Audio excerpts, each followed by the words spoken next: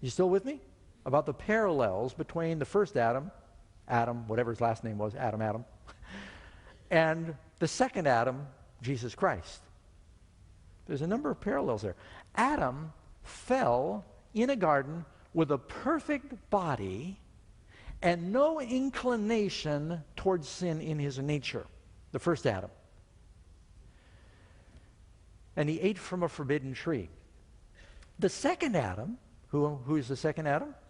Jesus overcame in a wilderness after 4,000 years of the degeneration of the human body, and he was born with the fallen nature that Adam and Eve and their children have. What I mean by that is Jesus, the reason it goes through the family tree of Jesus, I know this is greatly contested and debated in the church, but the Bible says Jesus was tempted in all points as we are, right?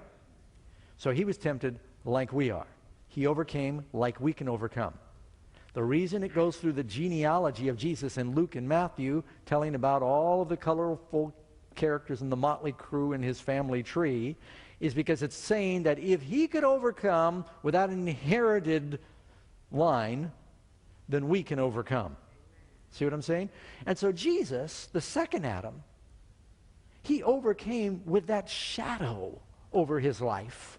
Where the first Adam, the only shadow he had was the blazing glory of God. He had nothing in his DNA that would make him do that other than his free choice to disobey. Because he was willing to share the fate of his bride, Eve.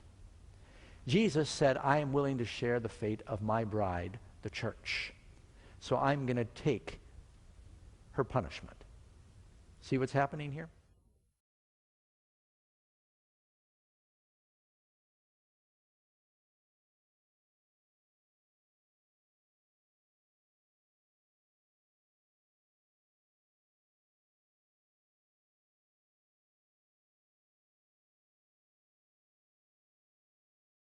Now, this is very important for us to understand.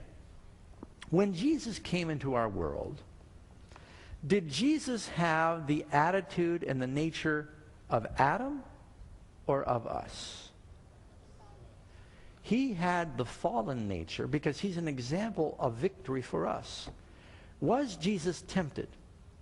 Was he tempted like Adam was tempted, or was he tempted like we're tempted? The temptation of Adam was different than our temptation. We have this natural inclination, this natural pull towards sin. Jesus was tempted, the Bible says in Hebrews, in all points as we are. Otherwise, how could he be a faithful high priest, yet without sin? How could he be our high priest if he was tempted like Adam? We already know.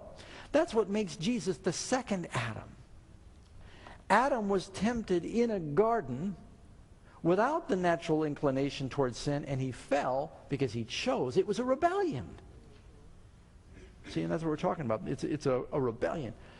Jesus was not tempted in a garden. He was tempted in a desert. He had the same inclinations we have, yet he resisted. That's why he is such a great high priest for you and I. Because he overcame with the same tools that are in your box and mine. So you and I can't say, well, of course Jesus overcame. I mean, he was Jesus. He was unfallen. He didn't have that same nature. But why do you think Luke and Matthew go through all the genealogy of Jesus and give all the sordid history in his family tree? It's telling us he did have our DNA, and yet he overcame. Why even go through that? This is an important truth for us to understand. Does this make sense? That's why the second Adam is such a wonderful example for you and I.